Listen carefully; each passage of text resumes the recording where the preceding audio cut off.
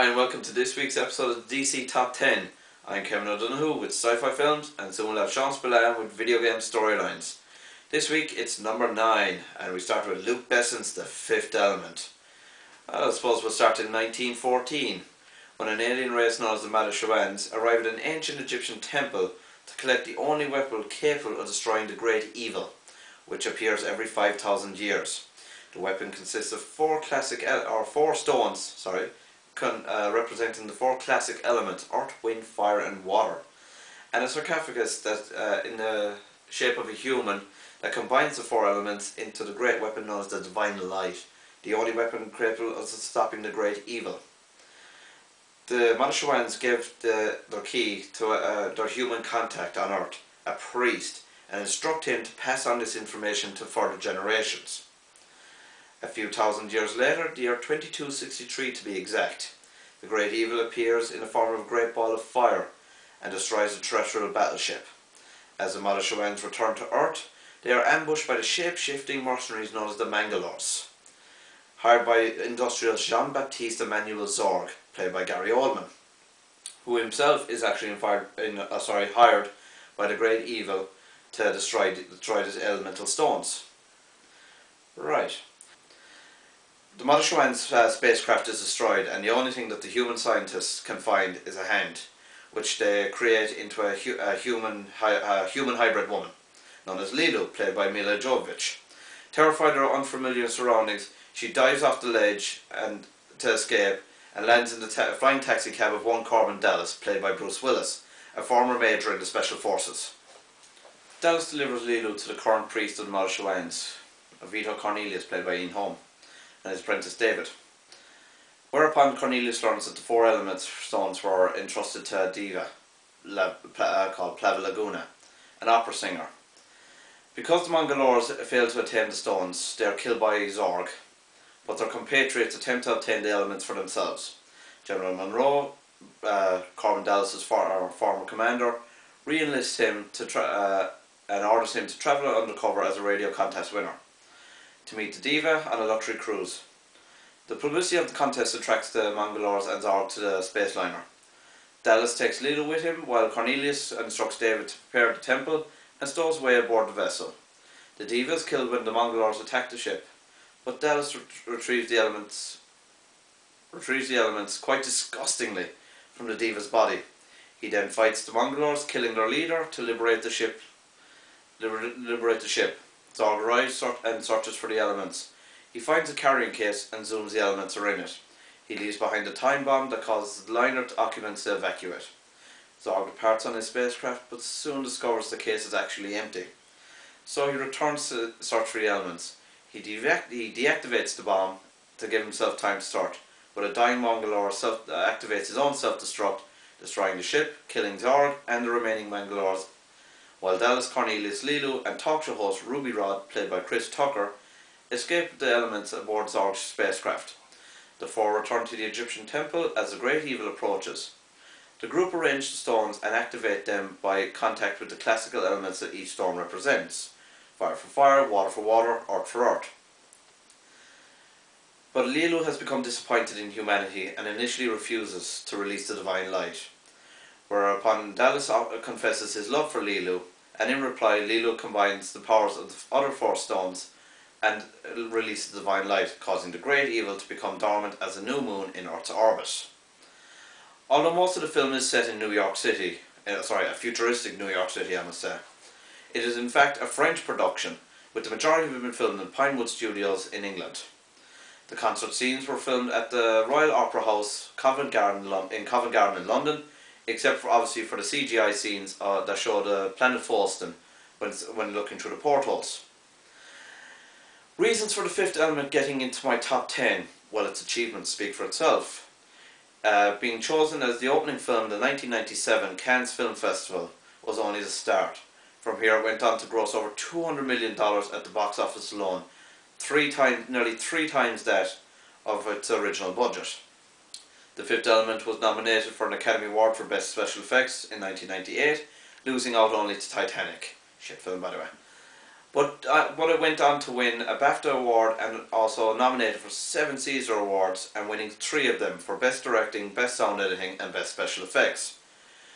With its amazing special effects and its visually stunning set pieces, especially the New York scenes, it is no wonder that the Visual Effects Society voted The Fifth Element the 50th most influential film of all time. That's all from me this week. I'll see you when you're older. Lilu Dallas Multipass.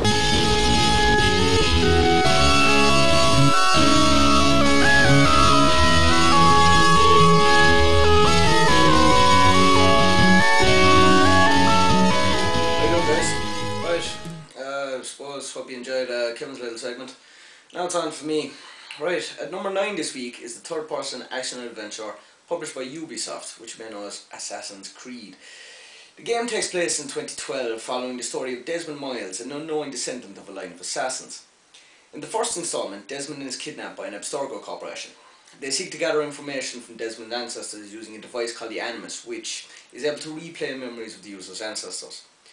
Desmond reluctantly agrees, and the player is cast into the shoes of one Altair ibn Lahad, an assassin during the time of the Third Crusade. The first memory shows Altair trying to stop a Templar named Robert Sable taking an artifact from Solomon's temple.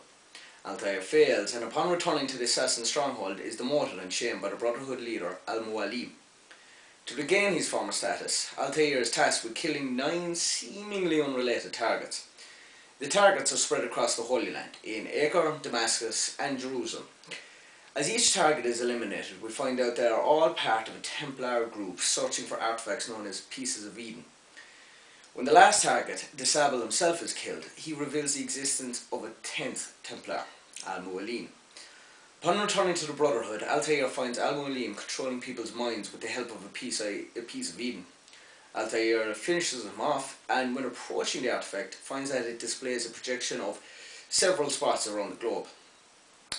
Desmond is brought out of the Animus, having fulfilled his purpose, learning in the process that Abstergo is a front for modern-day Templars. They wish to use information to find the pieces of Eden for themselves. Desmond's life is spared by Lucy Stillman, an Abstergo scientist who is actually an assassin. The game ends with Desmond seeing numerous messages left by previous test subjects dotted on the walls of his room. His ability to see this is due to a bleeding effect from his time spent as Altair. Assassin's Creed 2 begins immediately after the first, with Desmond being rescued by Lucy from Abstergo. She takes him to meet historian Sean Hastings and computer expert Rebecca Crane, 2 other assassins. They ask Desmond to go back into the Animus to relive the memories of another assassin, Ezio del Torre de Firenze. When first exposed, Desmond is struck with an image of Altair and his lover Maria, a former Templar who becomes pregnant with his child. He also finds various glyphs which, when decoded, form a brief video of a futuristic setting of Eden. Ezio's story begins in the 15th century, where his family and brothers are hanged, and Ezio escapes to his uncle Mario's village in the countryside along with his mother and sister.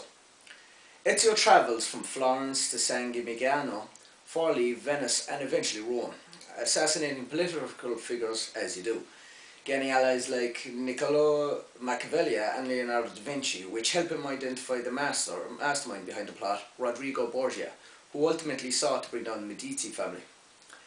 Ezio confronts him and finds Borgia in possession of the apple, the same piece of Eden that Altair recovered. Borgia believes that it is the prophet of the Templars and will lead them to something called the Vault. Ezio recovers the apple, however Borgia escapes.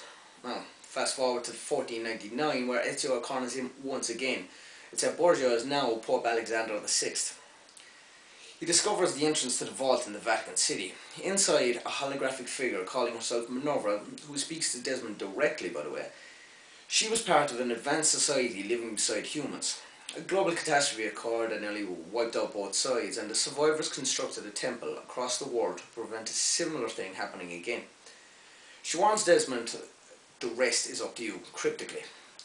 Desmond and the others are forced to flee their safe house when it's surrounded by Abstergo employees. On the way, Lucy explains the destruction Minerva predicted, and Desmond resolves to help find these temples. Brotherhood opens with Desmond and the others establishing a new hideout in the ruins of Villa del Torre in, well, basically it's a town I can't fucking pronounce the name of, so I'm not even going to bother. After restoring electricity to the house, we once again step into the shoes of Ezio, whom, once leaving the vault, escapes Rome with Mario and arrive at the exact spot that Desmond is actually currently occupying, where he is challenged by Machiavelli on his decision to leave Borgia alive. The following morning, the township is besieged by Cesare Borgia, son of Rodrigo. Mario is killed by Cesare himself, and the apple is lost to the Templars. Ezio returns to Rome with his family, and once again seeking vengeance. Ezio tasks himself to assemble and lead a brotherhood strong enough to destroy the Templars and end their plans. Over the next 4 years, Ezio restores Rome to its former glory by sabotaging Cesare's resources and assassinating key people. Ezio is made head of the order and promoted to rank of Il Mentore. Meanwhile, Cesare confronts his father, asking for money and, of course, the apple. Rodrigo refuses and tries to poison his son, realising he can't be controlled. This backfires when Rodrigo is killed instead, kind of like an episode of The Waltons. After witnessing this, Ezio retrieves the apple from St. Peter's Basilica and uses it to defeat Cesare's forces. Cesare is arrested by Pope Julius II's papal army, but soon escapes to attack a city in Navarra, Spain. Ezio confronts him and, sick of his cockroach-like ability to bounce back, throws Cesare off the battlements of a crumbling castle. Ezio takes the apple and hides it underneath Santa Maria in Arcolia. Back in the present, Desmond and the other assassins travel to the temple, hoping to use the apple to keep other pieces of Eden out of Templar hands. There, Desmond meets another holographic being called Juno, from the same race as Minerva. Most of her comments poke fun at humanity's lack of knowledge. She tells Desmond that he is descended from her race and their enemy. She also mentions something about a woman accompanying him through the gate before taking control of him and stabbing Lucy. The next in the series, Revelations, will feature all 3 main characters, including Ezio's search through Constantinople in 1511 to find a device left by Altair in the old assassin stronghold of Masaev, and Desmond's attempts to find a key memory that links him with his ancestors. Finally, the reason it gets my number 9 spot. Finally. Every game has managed to end in one clusterfuck of a cliffhanger, which keeps you wanting more in all fairness. Even though the player is dealing with multiple storylines, they are quite easy to follow as long as you buy them on. Another reason is its unique spin on historical fact, which thankfully manages to piss off religious fanatics all over the internet, as opposed to people with enough common sense to realise it's a fucking game. Right, I've been Seany Spillane. I'll talk to you next week for my number 8. Good luck. No! No! All of